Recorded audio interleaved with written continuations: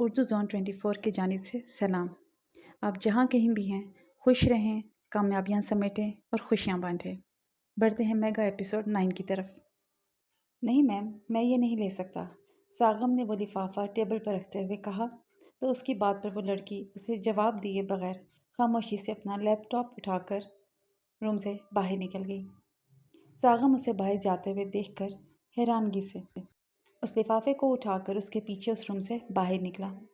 وہ اس کے پیچھے چل کر سیڑھیوں سے نیچے اتر رہا تھا اور جب وہ دونوں نیچے پہنچے تو وہ خاموشی سے اس کا پرس کھول کر وہ لفافہ ڈالنے والا تھا کہ اس ریسیپشن پر کھڑے لڑکے نے اسے اس طرح کرتے ہوئے دیکھ کر ڈر کر اس کے پاس جا کر اسے کھینچ کر اس لڑکی سے دور کرتے ہوئے ریسیپشن کے پاس لے آیا۔ ارے یہ آپ کیا کر رہے تھے؟ اگر میم نے آپ کو یہ کرتے ہوئے دیکھ لیا ہوتا نا تو آپ اس وقت برتن دھو رہے ہوتے، اس لڑکے نے سخت گھبرا کر کہا۔ کیوں؟ میں نے ایسی کون سی غلطی کی ہے جو وہ مجھے غصے سے برتن دھونے کے لیے کہیں گی؟ ساغم نے حیرت سے پوچھا۔ مجھے پتہ ہے تم نے کوئی غلطی نہیں کی ہے۔ یہ لفافہ وہ ہر نئے ورکر کو دیتی ہیں کیونکہ انہیں خاموشی سے لوگوں کی مدد کرنا اچھا لگتا ہے، اور تم یہ مت سمجھنا کہ انہوں نے یہ پیسے کسی ہمدردی سے دیے ہیں، یہ تو وہ ہر نئے آنے والوں کو بونس کے طور پر دیتی ہیں۔ اس لڑکے نے اس ہچکچاہٹ کو دیکھتے ہوئے اصل بات بتائی، جسے سن کر ساغم مطمئن ہو کر اس لفافے کو اب خوشی سے دیکھنے لگا۔ ریسٹورنٹ سے باہر نکلنے سے پہلے اس نے اس لفافے سے 3000 کے نوٹ نکال کر اپنا رخ گروسری اسٹور کی جانب بڑھا دیا اور وہاں سے ضرورت کی چیزیں لے کر باہر نکلا۔ سبزی اور گوشت لے کر وہ ایک رکشے پر بیٹھ کر گھر کے لیے روانہ ہو گیا۔ وہ یہ خوشخبری نعمت کو دینا چاہتا تھا، اس کا ری ایکشن دیکھنا چاہتا تھا، بلکہ وہ آج اس چھوٹی سی خوشی کو اس کے ساتھ ساری رات سیلیبریٹ کرنا چاہتا تھا۔ نام میری جان، کہاں ہو تم؟ دیکھو میں کیا لایا ہوں۔ رکشہ اپنے چھوٹے سے گھر کے گیٹ کے سامنے روک کر رکشے والے کو اس کا کرایہ دے کر اسے وہاں سے روانہ کرنے کے بعد گھر کا دروازہ کھول کر سارا سامان ایک ایک کر کے گھر کے اندر لا کر اس نے چھوٹے سے صحن میں رکھ کر زور زور سے نعمت کو خوشی سے آوازیں لگانا شروع کر دیں۔ خان، اس خوشی میں آپ کے لیے آج بریانی بناؤں گی۔ وہ اس کی آواز پر کچن سے باہر نکلی تو نیچے اتنا سارا سامان اور گوشت سبزی وغیرہ دیکھ کر خوشی سے آگے بڑھ کر نیچے بیٹھ کر پیار سے ایک ایک چیز کو چھو کر دیکھتی ہوئی بولی، ہاں ہاں جانا، بناؤ بناؤ، کیونکہ آج ہم اس خوشی کو پوری رات کھا پی کر اور رومانس سے گزاریں گے۔ ساغم اس کے قریب آ کر اس کے بے حد پاس بیٹھتے ہوئے اس کے رخسار کو لبوں سے چھو کر شریر لہجے میں بولا، میں پیاز وغیرہ کاٹتی ہوں خان، اگر گیس چلی گئی تو ہمیں آج رات بھوکے پیٹ سونا پڑے گا۔ اس کی بے باک بات پر ہڑبڑا کر وہ اٹھتی ہوئی گوشت اور سبزی اٹھا کر کچن کی جانب جاتی ہوئی بولی۔ وہ اس کے پیچھے پیچھے کچن میں داخل ہوا تو اسے چولہے پر ایک پتیلی رکھتے ہوئے دیکھ کر وہ آگے بڑھا۔ بھوکے پیٹ کیوں سوئیں گے ہم جانا، ہم اپنا پیٹ رومانس سے بھریں گے۔ وہ اسے پیچھے سے پکڑ کر اس کے دوپٹے کو اس کے گلے سے نکال کر اس کی کمر پر باندھ کر اس کے آبشار جیسے بالوں کو اس کی پشت سے ہٹا کر اپنے لب اس کی گردن کے پچھلے حصے پر رکھ کر گمبھیر لہجے میں بولا۔ نعمت اپنی گردن کے پچھلے حصے پر اس کا نرم گرم لفظ محسوس کر کے کپ کپا اٹھی۔ اس کی اس حرکت پر وہ کام نہیں کر پا رہی تھی، تبھی اسے اپنی کمر پر اس کے ہاتھ محسوس ہوئے تو اسے ایک شرارت سوجی۔ اس نے اس کے ہاتھ پر پیار سے اپنے ہاتھ رکھے، پھر اس کے ہاتھوں کو سہلانے کے بعد اچانک سے اس نے اس کا ایک ہاتھ پکڑ کر چولہے پر تیل گرم ہونے کے لیے رکھی پتیلی پر رکھ دیا۔ ساغم جو اپنی جسارتوں میں مشغول تھا اچانک اپنی ہتھیلی پر جلن محسوس کر کے وہ کراہتا ہوا اس سے دور ہٹا۔ ہاں ہاں ہاں، نعمت اسے تڑپ کر پیچھے ہٹتا ہوا دیکھ کر کھلکھلا کر ہنسنے لگی۔ بڑی ظالم ہو تم جانا، ساغم اس کی شرارت سمجھ کر اسے کمر سے پکڑ کر مصنوعی غصے سے بولا۔ جان، کام کے وقت ساری بیویاں ڈسٹرب ہونے پر ظالم بن جاتی ہیں، نعمت نے پیار سے اس کی گردن پر اپنے ہاتھ ڈال کر شرری لہجے میں کہا۔ لیکن میری بیوی کو بالکل بھی ظالم نہیں بننا چاہیے جانا، کیونکہ میں الگ قسم کا شوہر ہوں، ظلم پر ظلم نہیں پیار دیتا ہوں۔ یکدم سے ساغم آتش خان زادہ نے اسے اٹھا کر کچن میں رکھی چھوٹی سی ٹیبل پر بٹھاتے ہوئے اس کے لبوں پر لب رکھتے ہوئے کہا، خان ابھی نہیں، ابھی مجھے کھانا بنانا ہے۔ اسے کچن میں شروع ہوتے ہوئے دیکھ کر وہ سٹ پٹا کر اسے دور کرتی ہوئی بولی، ٹھیک ہے جانا، میں تمہیں ابھی کے لیے چھوڑ رہا ہوں، لیکن ساری رات کی میں تمہیں گارنٹی نہیں دے سکتا۔ گمبھیر آواز میں وہ کہتا، وہ آخر میں شرارت سے آنکھ ونک کرتا شرری لہجے میں بولا، خان آپ جا کر کپڑے بدلیں، میں بریانی تیار ہوتے ہی آپ کو بلا لوں گی۔ اس کی بے باک نظروں سے وہ خائف ہو کر ٹیبل سے نیچے اتر کر اسے پکڑ کر کچن سے باہر نکال کر بولی، نہیں جانا، مجھے باہر مت نکالو، مجھے تمہارا ہاتھ بٹانا ہے۔ ساغم نے بچوں کی طرح منہ بسوڑ کر اور پیر زمین پر رکھتے ہوئے کہا، ٹھیک ہے خان، آپ یہ ٹماٹر کاٹ کر مجھے دیں۔ نعمت اسے بچوں کی طرح حرکتیں دیکھ کر ہنستی ہوئی اسے پکڑ کر ٹماٹر اور چاقو پکڑاتے ہوئے بول کر خود چولہا بند کر کے پیاز کاٹنے لگی۔ جانا، کیا ہوا، تم رو کیوں رہی ہو؟ تم نے اپنا ہاتھ تو نہیں کاٹ لیا نا؟ پیاز کاٹنے کی وجہ سے نعمت کی آنکھوں سے آنسو نکل رہے تھے۔ جب ساغم کی نظریں اس کی آنکھوں سے نکلتے آنسو پر پڑی تو وہ ٹماٹر نیچے پلیٹ میں رکھ کر تڑپ کر اس کی آنکھوں کو صاف کرتے ہوئے دیوانوں کی طرح اس کے دونوں ہاتھوں کو پکڑ کر دیکھتے ہوئے تڑپ کر بولا، ارے نہیں خان، میرا ہاتھ نہیں کٹا ہے وہ۔ نعمت نے سو سو کرتے ہوئے کہا، ہاتھ نہیں کٹا تو تم رو کیوں رہی ہو جانا؟ بتاؤ مجھے، کیا تمہاری ماں یا وہ چڑیل یہاں آئی تھی؟ ساغم نے اس کے ہاتھوں کو سختی سے پکڑ کر سرخ آنکھوں سے اس سے پوچھا۔ نہیں خان، وہ لوگ یہاں نہیں آئے تھے، یہ تو پیاز کاٹنے کی وجہ سے میں رو رہی ہوں۔ آپ بنا خان بڑے ہی پاگل ہیں۔ نعمت اس کی دیوانگی پر ہنستی ہوئی کٹے ہوئے پیاز کی جانب اشارہ کرتے ہوئے بولی، کیوں؟ پیاز کاٹنے کی وجہ سے تم کیوں رو رہی ہو؟ تیز نظروں سے پلیٹ میں کٹے پیاز کو گھورتے ہوئے ساغم نے اس سے پوچھا، کیونکہ یہ آپ کی طرح بڑا ضدی ہے، مشکل سے حلال ہونے کو مانتا ہے۔ نعمت نے شرارت سے اس کی مغرور کھڑی سرخ ناک کو دباتے ہوئے کہا، ان کی مجال کیسے ہوئی میری بیوی سے نخرے اٹھانے کی؟ میں انہیں زندہ نہیں چھوڑوں گا۔ ساغم ان پیاز سے سخت جیلس ہوتے ہوئے بولا، جن کے نخرے کب سے اس کی بلیک بیوٹی اٹھا رہی تھی۔ یہ بات اسے سخت غصہ دلا گئی اور وہ غصے سے نعمت کے آگے رکھے ان پیازوں کا غصے سے چاقو گھسا کر قتل کرنے لگا۔ نعمت اس کی پوزیسو پر زور زور سے ہنسنے لگی۔ زنیر نے کچھ دیر پہلے اپنی کہی بات کو سچ کر دکھایا تھا۔ وہ اس وقت سیاہ گھٹنوں تک چھوتی خوبصورت سکرٹ جو کالر لیس تھی، اگر اس نے یہ ڈریس پہن لیا تو اس کے گورے شولڈر اور گردن صاف نظر آتی۔ وہ اس ڈریس سے اپنی نظریں ہٹا کر اپنی ساس کو شدید غصے سے دیکھنے لگی۔ بہو رانی، اب خود کو کسی غیر مرد کی باہوں میں جانے سے روکنے کے لیے تم خود کو کیسے بچاؤ گی؟ زبان چلا کر یا ہاتھ چلا کر دیکھ لینا، تم کامیاب نہیں ہوگی، کیونکہ یہاں تم سے بھی بہت بڑے ولن موجود ہیں۔ اس کی ساس نے اس پر جھکتے ہوئے اسے تھوڑی سی پکڑ کر تمسخر اڑاتی نظروں سے اسے دیکھتے ہوئے کہا، میں نے اپنی بہن کے ساتھ صرف غلط کیا تھا، اس کے ساتھ ناانصافی کی تھی، لیکن میں نے اسے کبھی کسی مرد کے بستر تک پہنچانے کی سازش نہیں رچائی تھی، بلکہ میں نے یہ گھٹیا ترین چیز کبھی سوچی ہی نہیں تھی جو آپ کا بیٹا اور آپ میرے لیے سوچ رہے ہیں۔ آپ لوگ تو مجھ سے بھی بڑے ظالم نکلے، اور یہ آج جو کچھ بھی ہو رہا ہے نا، شاید میری نعمت کے ساتھ ناانصافی کرنے کی وجہ سے ہو رہا ہے۔ آپ لوگوں کی میں احسان مند ہوں جو آپ لوگوں نے میری آنکھیں کھول دی ہیں۔ نعمت سے میں نفرت اس وجہ سے کرتی تھی کیونکہ وہ مجھ سے ہر معاملے میں الگ تھی، وہ ذہین تھی اور ساغم کے قریب تھی۔ اسی وجہ سے میں حسد میں مبتلا ہو کر اس پر ظلم کرتی تھی۔ آج میرے ساتھ جو ہو رہا ہے اس کی وجہ سے اب مجھے احساس ہو گیا ہے کہ میں اس سے نفرت بلا وجہ کرتی تھی۔ خود پر ظلم ہونے کی وجہ سے آج اسے احساس ہو رہا تھا کہ جو اس نے نعمت کے ساتھ کیا تھا وہ غلط تھا۔ اس کی نفرت بلا وجہ تھی۔ وہ روتی ہوئی اپنی ساس سے کہنے لگی، تمہارا تماشا کب ختم ہوگا؟ ہمیں مسٹر دورانی کی پارٹی میں وقت پر پہنچنا ہے، وہیں سے تمہیں مسٹر ہمدانی اپنے فارم ہاؤس لے کر جائیں گے اپنی رات رنگین کرنے کے لیے ڈارلنگ۔ اماں، اسے اچھا سا تیار کرنا تاکہ مسٹر ہمدانی اس کے حسن کو دیکھ کر ہمیں ہماری مطلب کا پروجیکٹ دے دے۔ زنیر روم میں داخل ہوا تو اسے روتا ہوا دیکھ کر غصے سے اسے کہتا، آخر میں کمینگی سے اپنی ماں سے بولا، بیٹا میں تو آرام سے کب سے اسے یہ کپڑے پہننے کا کہہ رہی ہوں، مگر یہ مجھے الٹا دھمکی دے رہی ہے کہ اگر اسے فورس کیا گیا تو وہ ہمیں مار ڈالے گی۔ اس کی شاطر ساس نے اپنا وہی ناٹک شروع کر دیا۔ حوریہ اپنی ناٹنکی ساس کو بیزاری سے دیکھنے لگی۔ اماں، یہ کہا ہے اس نے؟ زنیر نے شعلہ بہ نگاہوں سے گھور کر اپنی ماں سے پوچھا۔ ہاں زنیر بچے، شاید تمہاری بیوی کو میرا اس گھر میں ہونا ہی زہر لگتا ہے، اسی لیے وہ مجھ سے نفرت کرتی ہے۔ دیکھو ابھی بھی یہ مجھے کس طرح سے گھور رہی ہے۔ مجھے لگتا ہے یہ کسی دن تمہاری غیر موجودگی میں مجھے اس گھر سے باہر ہی نکال دے گی۔ زنیر کے سینے سے لگ کر اس کی ماں نے نقلی آنسو اپنی آنکھوں سے پونچھتے ہوئے کہا، اماں اس کی اتنی ہمت نہیں ہے کہ یہ آپ کو باہر نکالے۔ آپ جا کر اپنے کمرے میں آرام کریں، ویسے بھی بہت رات ہو گئی ہے۔ اسے میں دیکھ لیتا ہوں۔ زنیر نے اپنی ماں سے کہہ کر اسے غصے سے جلتی نگاہوں سے دیکھا۔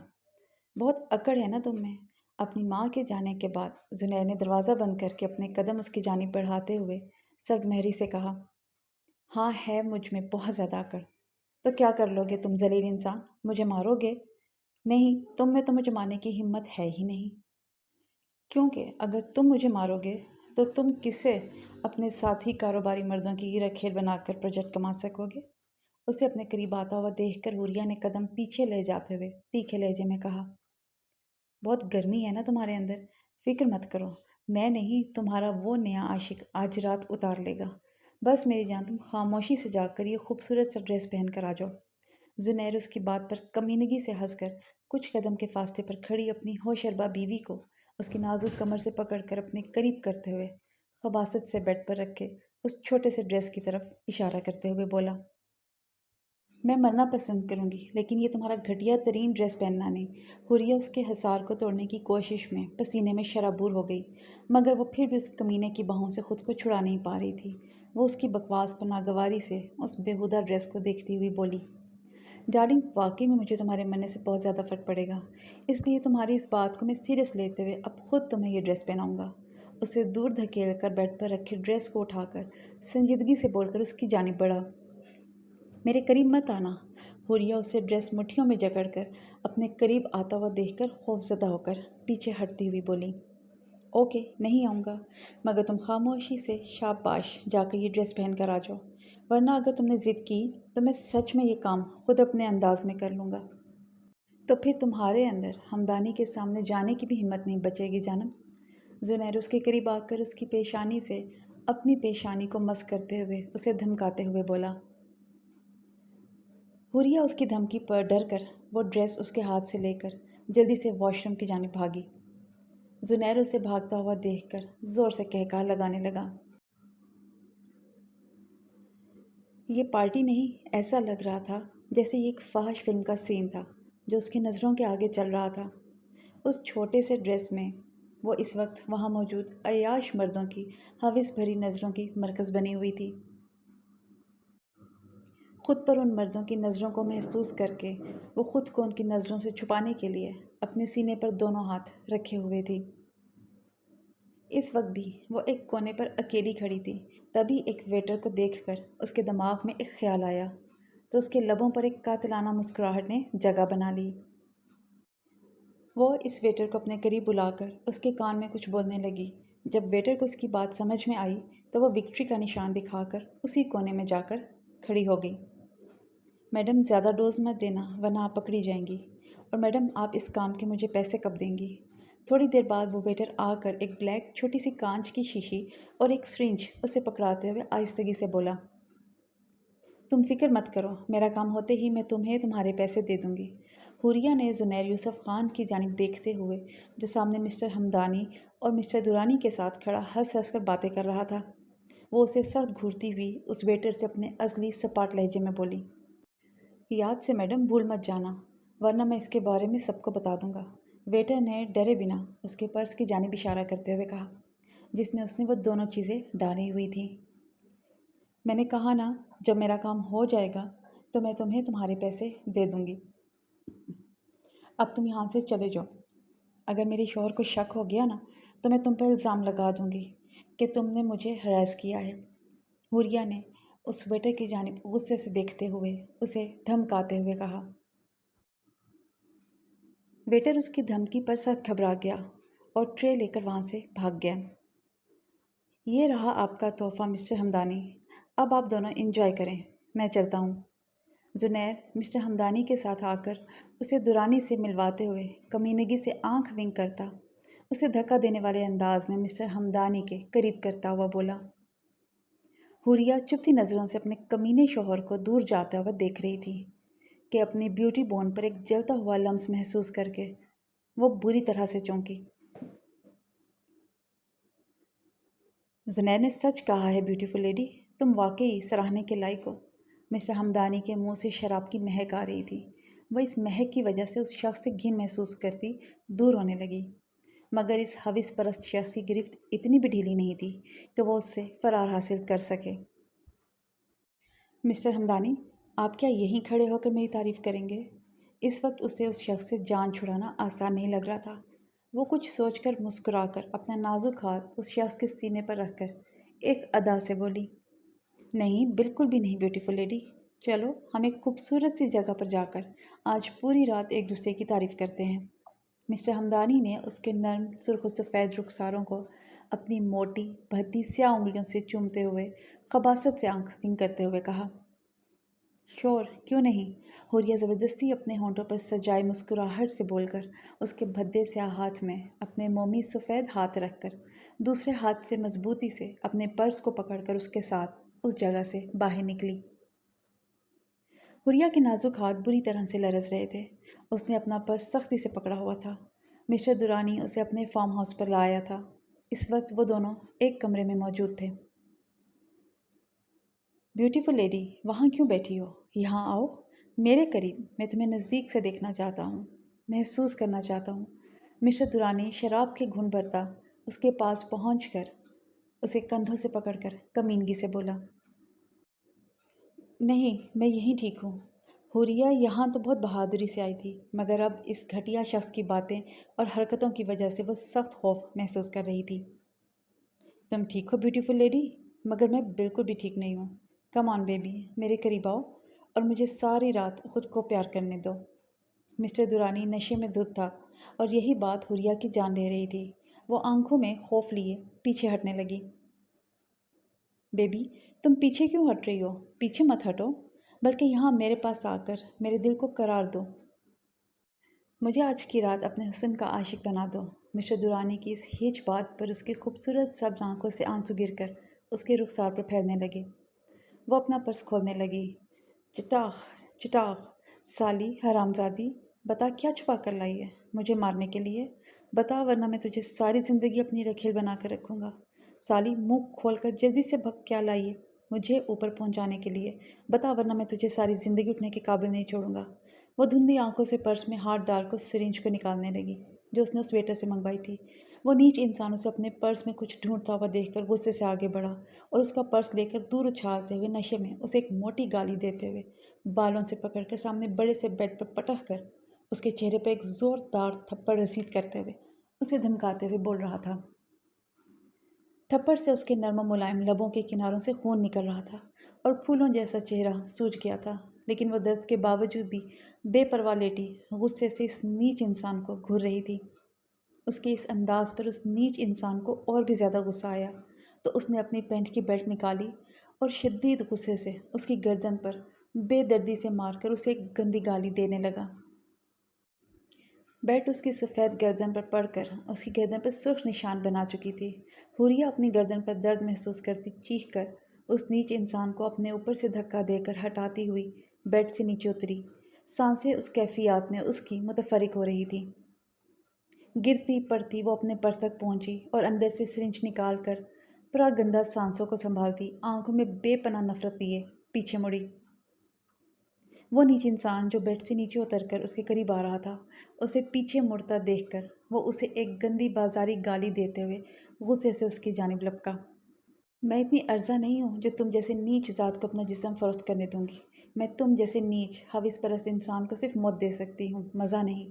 حوریہ خان نے کھڑے ہو کر اس کے قریب آتے ہی غصے اور نفرت سے وہ سرنج اس کے دل پر مارتے ہوئے دھاڑتے ہوئے کہا، سالی۔ وہ نیچ انسان اپنے سینے کو پکڑ کر ٹوٹ ٹوٹ کر لفظ ادا کرتے ہوئے بول کر نیچے گرا اور تڑپنے لگا۔ حوریہ اس کے منہ سے سفید جھاگ دیکھ کر اپنے جسم پر خوف کی لہر کو اٹھتا محسوس کر کے نیچے گری اور پھٹی آنکھوں سے اس نیچ انسان کے تڑپتے جسم کو دیکھنے لگی۔ اسے سرنج مارتے وقت اسے بالکل بھی ڈر نہیں لگا تھا، لیکن اب اس کے منہ سے سفید جھاگ نکلتا ہوا دیکھ کر وہ اپنے نازک ہاتھ آنکھوں پہ رکھ کر خوف سے بری طرح سے رونے لگی۔ وہ اس وقت خود کو بالکل اکیلا محسوس کر رہی تھی۔ اس کی ماں جو اس پر جان نچھاور کرتی تھی، اس نے تو اسے اس وقت اکیلا کر دیا تھا جس دن انہوں نے اسے اس منحوس انسان کی دھمکی کے ڈر سے اس کے حوالے کیا تھا۔ وہ اپنی ماں کی نعمت کے ساتھ نفرت اور ان کی وجہ سے اپنے دل میں نعمت کے لیے پیدا ہونے والی نفرت اور خود غرضیوں کو سوچ کر بری طرح سے چیخ چیخ کر رونے لگی۔ پلوشہ بہت دنوں سے سعدان کی غلیظ حرکتوں کو برداشت کر رہی تھی، بات کرنے کے بہانے اسے غلط جگہ ہاتھ لگانا اور زومانی باتیں کرنا۔ اب اسے اس کی ان حرکتوں سے سخت خوف آنے لگا تھا۔ وہ رات کو اپنے کمرے کی کھڑکی اور دروازہ اچھے سے بند کر کے سوتی تھی۔ وہ ہمیشہ جب رات 3 بجے اٹھتی تو تہجد کی نماز ضرور پڑھتی تھی۔ آج بھی نیند کھلنے کی وجہ سے اس نے وضو کر کے تہجد کی نماز پڑھ کر جائے نماز اپنی جگہ پر رکھی اور خشک گلے کو تر کرنے کے لیے بیڈ سائڈ ٹیبل پر رکھے جگ کی جانب بڑھ کر جگ کو اٹھایا تو جگ کو خالی دیکھ کر وہ بے بسی سے دروازے کی جانب دیکھنے لگی۔ وہ کمینہ انسان شاید اس وقت باقی لوگوں کی طرح سویا ہوگا۔ یہ سوچ کر اس نے اپنے قدم دروازے کی جانب بڑھائے اور دروازہ کھول کر دیکھنے لگی تو باہر مکمل اندھیرا دیکھ کر جگ پر گرفت سخت کرتی، اپنی چادر نما دوپٹہ درست کرتی باہر نکلی اور کچن کی جانب بڑھی۔ وہ کچن میں داخل ہو کر لائٹ جلا کر فریج کی طرف تیزی سے بڑھی اور لرزتے ہاتھوں سے ایک جگ کے سائز کا بوتل نکال کر بری طرح سے کانپتے ہاتھوں سے جگ میں وہ ٹھنڈا پانی ڈالنے لگی۔ زہ نصیب، شکر ہے آج بڑے لوگوں نے اپنا دیدار کرا ہی دیا۔ قسم سے اس دیدار کے لیے میں سخت تڑپ رہا تھا۔ اپنے بے حد قریب اس شیطان کی منحوس آواز سن کر وہ اچھلی تو اس کے ہاتھ سے جگ میں بھرا سارا ٹھنڈا پانی نیچے گر کر ان دونوں کے ننگے پیروں کے نیچے سے ہو کر آگے کی طرف تیزی سے بہہ کر فریج کے نیچے اور پورے کچن میں پھیلتا چلا گیا۔ کیا ہوا جانے من، تم مجھے دیکھ کر ہمیشہ ڈرتی کیوں ہو؟ میں جن یا زومبی ویمپائر تھوڑے نہ ہوں جو تمہیں کھا جاؤں گا۔ اس کے کپ کپاتے نازک وجود کو اپنی ہوس بھری نظروں سے گھورتے ہوئے اس نے خباثت سے کہا۔ اس کی نیت و نعمت کی فیک شادی کے وقت اسے تیار دیکھ کر ہوئی تھی۔ وہ اپنی ہوس کو پیار سمجھ کر اسے اکیلے دیکھ کر اپنی غلیظ باتوں اور حرکتوں سے ڈراتا تھا۔ مزدوروں کا کام چھوڑ کر وہ آج ریسٹورنٹ میں کام کرنے آیا تھا۔ اس کا آج وہاں پہلا دن تھا۔ اس کے باس کا نام لمس بخاری تھا۔ وہ اپنے کام سے کام رکھنے والی خاموش لڑکی تھی اور ساغم کو اس کی ایک بات بہت اچھی لگی تھی۔ اس کو اس کا خود کو نظر انداز کرنا اچھا لگا تھا کیونکہ اس کا جب بھی لڑکیوں سے سامنا ہوتا تھا تو لڑکیاں اس کی بے پناہ وجاہت کو دیکھ کر اس کے قریب آنے کے لیے بیہودہ حرکتیں کرتی تھیں۔ مگر اس کی باس بہت ہی مختلف تھی۔ وہ اس سے نظر جھکا کر بات کرتی تھی۔ وہ ایک خاموش، شاید کسی بات کی وجہ سے وہ مردوں سے الرجک تھی کیونکہ جب بھی کوئی مرد اس کے قریب آنے کی کوشش کرتا تو وہ ڈر کر یا پھر غصے سے دور ہوتی تھی۔ اس کا کزن سرفراز بخاری جس کا سامنا ساغم سے آج ہوا تھا، وہ لمس بخاری کی جانب ایسے دیکھتا تھا جیسے وہ اس کی کزن ہی دشمن ہو۔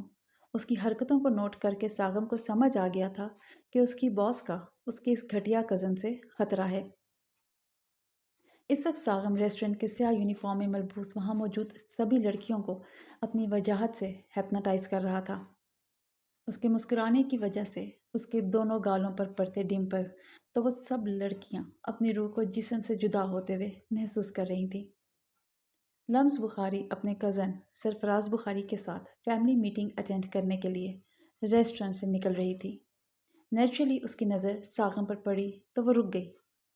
اسے آج سے پہلے کبھی اپنے ریسٹورنٹ کے یونیفارم کسی بھی مرد پہ اتنا خوبصورت نہیں لگا تھا جتنا آج سامنے کھڑے اس ڈمپل کنگ پر اچھا لگ رہا تھا۔ وہ اپنے ارد گرد سے بے خبر ساغم آتش خانزادہ کے مضبوط وجود میں کھوئی ہوئی تھی۔ آج پہلی بار وہ کسی مرد کو سوچ رہی تھی۔ اپنے ماضی کی وجہ سے وہ مردوں سے نفرت کرنے والی آج ساکت کھڑی ایک مرد کی وجاہت سے پگھل رہی تھی۔ سرفراز بخاری جو اس کے رکنے پر اس کے ساتھ کھڑا تھا، اس کی نظروں کا مرکز سامنے کھڑے اس انتہائی وجاہت کے شاہکار ویٹر کو دیکھ کر اپنی لبوں پر ایک شاطرانہ مسکراہٹ سجا گیا۔ تمہیں کیا یہ ویٹر پسند آیا ہے میری پیاری گھمنڈی مردوں سے الرجی کزن؟ کہو تو میں اسے تمہارے لیے اٹھوا لوں۔ وہ کمینگی سے ہنستے ہوئے اس کی کمزوری کا مذاق اڑاتے ہوئے بولا۔ سرفراز بخاری اپنے لمٹ کراس مت کرو ورنہ یہ جو تمہیں اتنا سا شیئر بھی ملا ہے نا، میں اسے نانا سے کہہ کے تم سے چھین لوں گی۔ اس کی بات پر لمس بخاری زخمی شیرنی کی طرح دھاڑتی ہوئی بولی۔ اوہ میں تو ڈر گیا میری ٹام بوائے کزن تم سے۔ سرفراز بخاری کمینگی سے ہنستے ہوئے اس کے مردانہ اسٹائل کا مذاق اڑاتے ہوئے بولا۔ سرفراز بخاری میرے غصے کو ہوا مت دو ورنہ تمہارے یہ جو دانت میرا مذاق اڑانے کی وجہ سے نکل رہے ہیں نا، تم انہیں اپنے محبوباؤں کو دکھانے کے بھی قابل نہیں رہو گے۔ غصے اور نفرت سے اس کے سفید دانتوں کی جانب اشارہ کرتی بول کر غصے سے اپنی کار کی جانب بڑھی تو سرفراز بخاری اس کے جاتے ہی ساغم آتش خانزادہ کی جانب اپنی تھوڑی کھجاتے ہوئے کمینگی سے مسکراتے ہوئے دیکھنے لگا۔ निम्रा आज खुश थी। वो सुबह नाश्ता किए बगैर कॉलेज के लिए निकल गई थी। इस हवेली में कल रात क्या हादसा हुआ था, इस बात से अनजान सब अपने अपने दफ्तर और कॉलेज के लिए निकल गए थे। पीछे बचे अकील खान और शगुफ्ता बेगम। तो वो दोनों तो हुरिया खान की इस बेजोड़ शादी की वजह से सदमे में थे। उन्हें इर्द गिर्द क्या हो रहा था कुछ होश नहीं था। सादान, उसका भी किसी को पता नहीं था। अस्तबल आजकल खाली रहता था, इसीलिए अभी तक किसी ने सादान के बारे में किसी को पता न चल सका, वरना किसी मुलाजिम के ज़रिए उन्हें ज़रूर पता चल जाता। निम्रा आलम खान अपने स्पोर्ट्स कार घर से बाहर निकालकर तेज़ी से खुशगवार मूड के साथ आगे बढ़कर तकरीबन भगाती हुई कॉलेज की तरफ ले जाने लगी। वो तेज़ ड्राइविंग की वजह से जल्द कॉलेज में पहुंच चुकी थी। गुनगुनाती हुई वो कार से बाहर निकली और उस खाली क्लास की जानिब बढ़ी जहां उसका ग्रुप क्लास में जाने से पहले वही जमा होता था। वो उस क्लास के सामने पहुंची ही थी कि अंदर से आलिया नोमान की आवाज़ पर वो रुकी। वासिफ डार्लिंग, आहिल शाह बेचारा मुफ्त में हलाल हो गया। चींची, उस सोने के अंडे देने वाली चिड़िया ने उस बेकसूर का कैरियर तबाह कर दिया। आलिया नोमान की आवाज़ लड़खड़ा रही थी। मतलब इस वक्त वो नशे में थी और अपनी उसी हालत में वो सच्चाई बता रही थी। वो दरवाजे के पास आई तो उसे और वासिफ को बहुत करीब बेहुदा अंदाज में देखकर शर्म से नजरें झुका गई। उस पर यह सच्चाई बम की तरह गिरी। यकदम से उसके कानों में आहिल शाह की आवाज़ गूंजने लगी, जो बार बार अपनी बेगुनाही का कह रहा था। वो कानों पर हाथ रखकर रोती हुई खामोशी से वहाँ से भाग गई। वो कॉलेज से निकलने से पहले डीन के ऑफिस चली गई थी। डीन को सब कुछ सच सच बताने के बाद वो रोती हुई बाहर निकल रही थी। साइम मलिक को देखकर रोती हुई उसके पास गई और रोते हुए उससे आहिल शाह के मुतालिक पूछने लगी। अब क्यों उसे ढूंढ रही हो? क्या बर्बाद करके तुम्हें चैन नहीं मिला जो उसे अब मारने के लिए ढूंढती फिर रही हो? तुम निम्रा आलम खान? साइम मलिक ने शदीद नफरत से उसे घूरते हुए गुस्से से कहा। प्लीज़, मैं इस वक्त बहुत ज़्यादा शर्मिंदा हूँ साइम, प्लीज़ तुम उसे वापस लेकर आओ। अगर उसका ख्वाब मेरी वजह से टूटा तो मैं ख़ुद को कभी माफ़ नहीं करूँगी। निम्रा आलम खान हिचकियों के दरमियान बोली। उसका ख्वाब टूट चुका है, तुमने उसे तोड़ दिया है। अब तुम क्यों शर्मिंदा हो रही हो? जाओ, मेरी नज़रों के सामने से गुम हो जाओ, वरना मैं तुम्हारी वजह से मेरे दोस्त की बुरी हालत का मैं तुमसे इंतकाम तुम्हारे साथ वही करके लूँगा जिसकी वजह से तुमने मेरे दोस्त से उसका ख्वाब छीना है। साइम मलिक ने नफ़रत से उसे धमकी देते हुए कहा। नहीं, वो डॉक्टर बनेगा। मैंने डीन को सब कुछ बता दिया है। ये सब मेरे दोस्तों ने मुझे ब्लैकमेल करने के लिए किया था, लेकिन आहिल शाह उसमें फंस गया। साइम, प्लीज़ तुम उसे जाकर लेकर आओ, वरना अगर उसने अपने साथ कुछ कर लिया तो मैं सारी ज़िंदगी खुद को माफ़ नहीं कर पाऊँगी। निम्रा आलम खान ने रोते हुए कहा। तो साइम मलिक उसकी बात पर खामोशी से वहाँ से चला गया। वो उसे खामोशी से जाता हुआ देखकर बुरी तरह से रोने लगी। डीन ने सच्चाई जानने के बाद आलिया नुमान के साथ वासिफ को भी पुलिस के हवाले करके आहिल शाह को फ़ोन करके कॉलेज में बुला लिया था। आहिल शाह, जो कल से चुपचाप था, अंदर ही अंदर मर रहा था, डीन के फ़ोन पर खुशी से घर से बाहर निकला और कॉलेज के लिए रवाना हो गया। सुनसान सड़क पर एक आदमी कुर्सी से बंधा हुआ खौफ से थर थर काँप रहा था और फटी हुई आंखें सामने से आती तेज़ रफ्तार ट्रक पर थी। ये आदमी निशवान मिर्ज़ा का पर्सनल सेक्रेटरी था। उसकी गलती सिर्फ इतनी थी कि उससे उसके ज़रूरी फ़ाइल पर गलती से कॉफ़ी गिर गई थी। निशवान मिर्ज़ा खुद अपनी मर्सिडीज़ की पिछली सीट पर बैठा ये जालिमाना मंजर संजीदगी से देख रहा था। खूबसूरत उनाबी लबों पर जलता सिगार दबा हुआ था। सुनहरी आंखें गुस्से से आग उगल रही थीं। वो अपने सेक्रेटरी को गुस्से से देख रहा था कि तभी ज़ोरदार आवाज़ पर चौंका। सामने अपनी कार की बोनट पर एक वजूद को गिरे देखकर उसने खिड़की खोलकर सिगार बाहर फेंका और दरवाज़ा खोलकर बाहर निकला। वो जब इस वजूद के पास पहुंचा तो उसे पता चला कि वो तो एक लड़की है जिसका चेहरा कार की बोनेट से लगा हुआ था। ये सड़क एक पहाड़ को काट कर बनाई गई थी। इस तरफ किसी का घर नहीं था, तो ये भागकर कहाँ से आई होगी? निशवान मिर्ज़ा यही सोच रहा था। तभी एक धमाके की आवाज़ सुनकर उस लबों पर एक शैतानी मुस्कुराहट चमकी। उसने नज़रें अपनी कार पर गिरी उस नाजुक वजूद से हटाकर सामने देखा, जहाँ वो ट्रक उसके सेक्रेटरी को उड़ा कर ले गया था। वो ये मंजर देखकर एक गहरी सांस खारिज करता वापस उस नाजुक वजूद की जानी मुतवज्जा हुआ, जो उसी तरह साकित पड़ी थी। आगे बढ़कर उसने इस लड़की को हिलाया, लेकिन बेसुध। शायद लड़की बेहोश हो गई थी। निशवान मिर्ज़ा ने उस लड़की को सीधा किया तो उसका चेहरा देखकर वो एक लम्हे को साकत रह गया। अरे उठो लड़की, سرخ و سفید رنگت جو رونے کی وجہ سے شاید سرخ ہو گئی تھی، براؤن آئی برو، ستواں ناک، بھرے بھرے گلابی ہونٹ اور گلابی رخسار، دراز براؤن پلکیں جن کو نشوان مرزا کا چھونے کا شدت سے من کیا، لیکن وہ خود کو روک کر چہرے پر ازلی سرد پن سجا کر اس کے گال تھپ تھپاتے ہوئے اسے آواز دینے لگا۔ لڑکی کے وجود میں کوئی ہلچل محسوس نہ کر کے اس نے اسے اپنی مضبوط بازوؤں میں اٹھایا اور اسے لیے اپنے کار کی پچھلی سیٹ کی جانب بڑھا، اسے پیچھے لٹا کر خود ڈرائیونگ سیٹ کی جانب بڑھا۔ وہ بزنس ورلڈ کا بادشاہ ہونے کے باوجود بھی سیکیورٹی کے بغیر باہر نکلا کرتا تھا۔ وہ آج ہی لندن سے پاکستان یہاں ہمیشہ کے لیے آ گیا تھا۔ اس وقت وہ اسلام آباد کے اس پہاڑی علاقے میں اپنے سیکیٹری کو یہاں زبردستی لایا تھا، اسے موت کی گھاٹ اتارنے کے لیے، کیونکہ اسے اپنے کام میں چھوٹی سی گڑبڑی سے بھی نفرت تھی، اور آج اس کے سیکیٹری کی چھوٹی سی غلطی نے اسے موت کی وادی میں پہنچا دیا تھا اور ایک معصوم کو اس بیچ سے ملا دیا تھا۔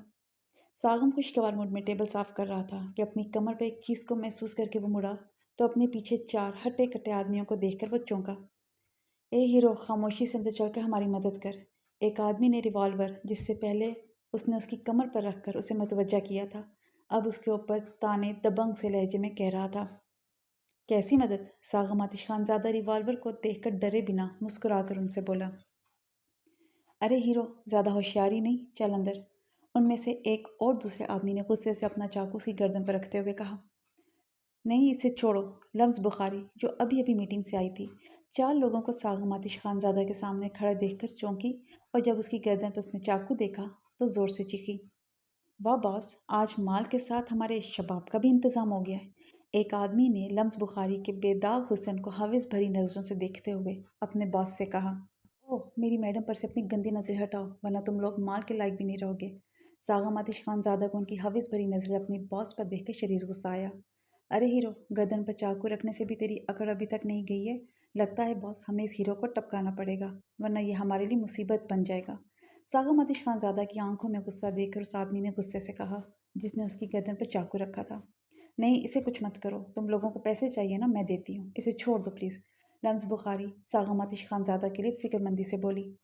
بلبل، ہمیں پیسے نہیں، ہمیں تم چاہیے، ان کے باس نے کمینگی سے کہہ کر اپنے قدم لمز بخاری کی جانب بڑھائے۔ اس گنڈے کے قدم اپنی جانب بڑھتا ہوا دیکھ کر یکدم سے لمز بخاری کی سانسیں تیز ہونے لگیں، آنکھوں کے آگے اندھیرا چھانے لگا۔ نہیں، مجھے ہاتھ مت لگاؤ، میرے قریب مت آؤ، دور ہو جاؤ مجھ سے، میرے قریب مت آؤ۔ ماضی کا وہ دردناک واقعہ آنکھوں کے آگے چلنے لگا تو وہ روتی ہوئی پاگلوں کی طرح چیختی ہوئی اپنے ہاتھ چہرے پر رکھ کر کہنے لگی۔ ساغم آتش خان زادہ لمز بخاری کو ہذیانی انداز میں چیختے ہوئے دیکھ کر اس آدمی کو دھکا دے کر اس کی جانب بھاگا۔ اس وقت ریسٹورنٹ میں ان دونوں اور ان گنڈوں کے علاوہ کوئی بھی نہیں تھا۔ رات کے 12 بجے چھٹی ہونے کی وجہ سے سب اپنے اپنے گھر چلے گئے تھے۔ ساغم ٹیبل وغیرہ کی صفائی کے بعد گھر جانے ہی والا تھا، لیکن یہ واقعہ ہو گیا۔ وہ لمز بخاری کو تھام کر اسے بری طرح سے جھنجھوڑ کر ہوش میں لانے لگا۔